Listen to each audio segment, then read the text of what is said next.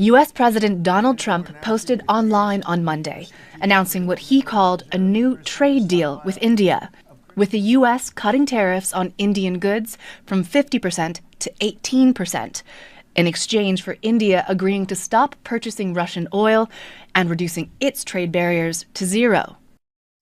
Members of the Indian Prime Minister's party congratulated him on the announcement, but there's little information on the details of the agreement. Modi posted his own statement, welcoming the reduced tariffs, but making no mention of a deal, no mention of Russian oil, and no mention of Trump's claim that India's agreed to buy $500 billion worth of goods when it has them.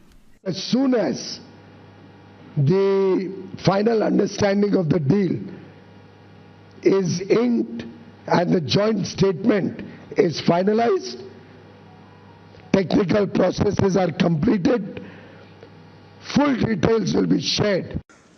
The lack of clarity didn't hold back the Indian stock markets, which surged after Trump's announcement. The relationship between the two has been strained since Trump returned to the White House. Friends नमस्कार, मैं निर्मल ठाकुर। मैं आपसे video के शुरू में ही कह दूं, request है कि सब्सक्राइब ज़रूर करें, लाइक करें, शेयर करें वीडियो को। मैं आज बात करने जा रहा हूं अमेरिका की और भारत की जो टैरिफ कम हुए हैं, डील हुई है। ट्रम्प साहब और मोदी जी की आपस में जो डिस्कशन हुआ टेलीफोन के ऊपर, टेलीफोनिक पे ही कन्वर्सेशन पे ही ये डील और टैरिफ कम हो गए हैं, which is very very commendable. बहुत ही बढ़िया खबर है देश के लिए। इसको रोकने के लिए बड़ी कोशिश की जा रही थी। यहाँ तक कहा जाता है कि जेडी वांस हो गए और पीटर नवेरो एंड लुटनेक, ये कुछ लोग ऐसे हैं जो इस डील के इसको रोक रहे थे। उनका कुछ अपना इंटरेस्ट था। अब उसमें उनका जो सेल्फ इंटरेस्ट था, दैट कुड बी, किसी की इंटरफेरेंस भी हो सकती है। मोस्ट प्रोबेबली ये चाइना के बिहाफ पे ये लोग इसको डील को रोकने की कोशिश कर रहे थे। और जब ट्रम्प को ये रियलाइज़ हुआ कि ये तो मेरे साथ गलत कर रहे हैं, तो उसने उनको सबको बाईपास किया और अपना एक बहुत ही क्लोज मिस्टर गौरंस्की हैं, मिस्टर गौर, उनको भारत का एम्बेसडर बना के भेजा। जैसे ही वो जनवरी में पिछले महीने आए, वो आते ही मिस्टर गौर ने, कभी वो हमारे कॉमर्स सेक्रेटरी राकेश सिंह जी से मिल रहे हैं, कभी हमारे मिनिस्टर साहब पीयूष गोयल जी से मिल रहे हैं, कभी external affair minister Shri Jaishankar ji से मिल रहे हैं। तो वो काफ़ी हाइपर एक्टिव हो गए आते ही, एज इफ जैसे कि वो कुछ मैसेज लेके आए थे बड़ा इम्पोर्टेंट ट्रम्प साहब का।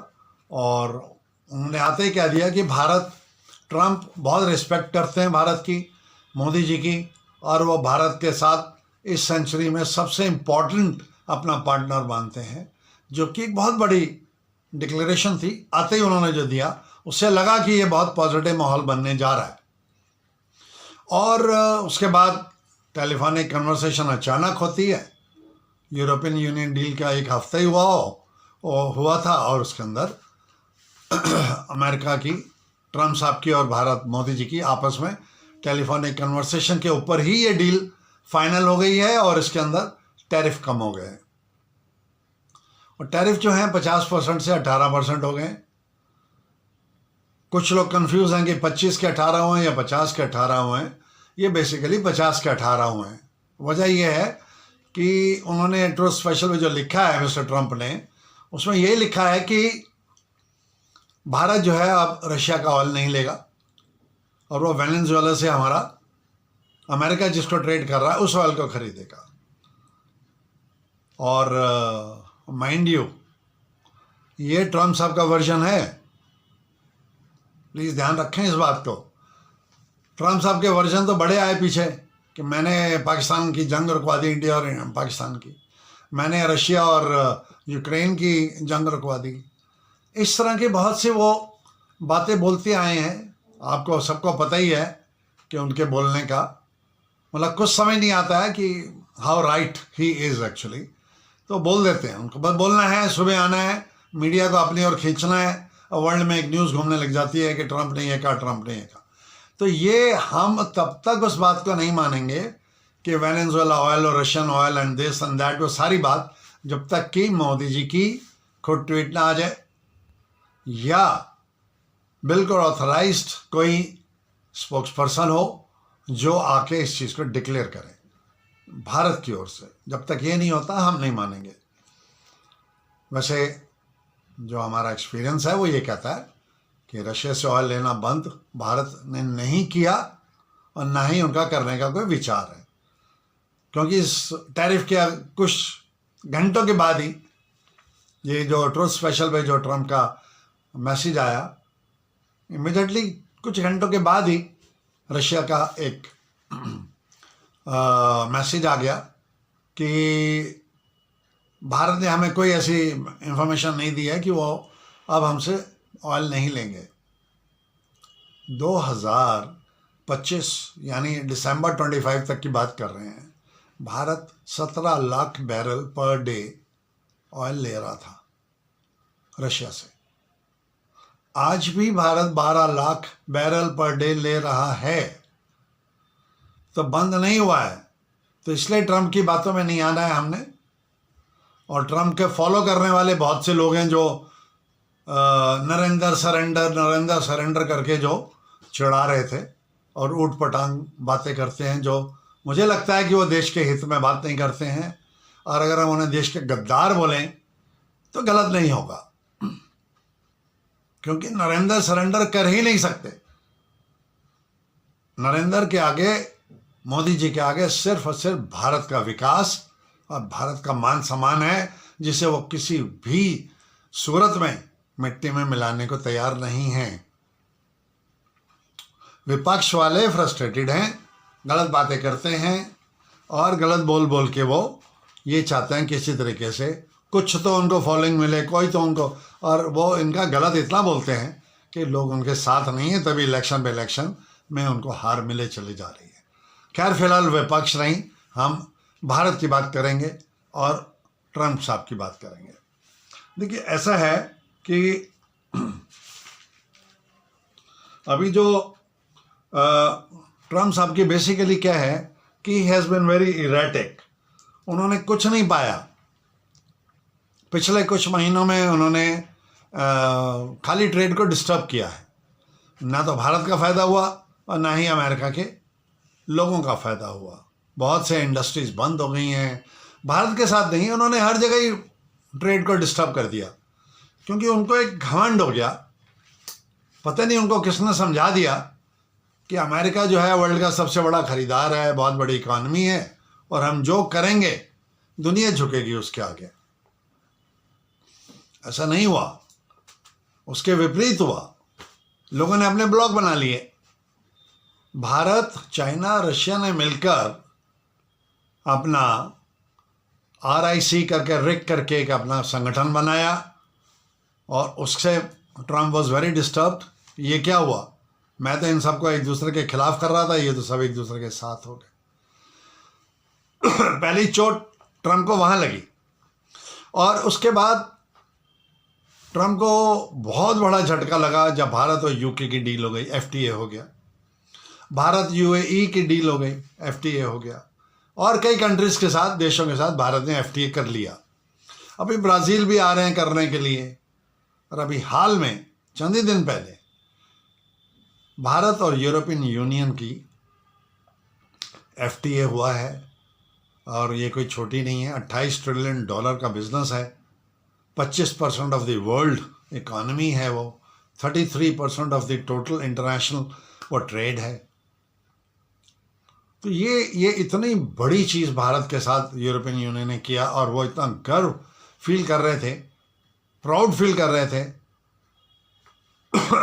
यूरोपियन यूनियन के प्रेसिडेंट एंड जो आए हैं एंटोनियो डी कोस्टा भी थे। तो ये लोग मिलके इतना खुश हो रहे थे और ये खुशी की बात भी है।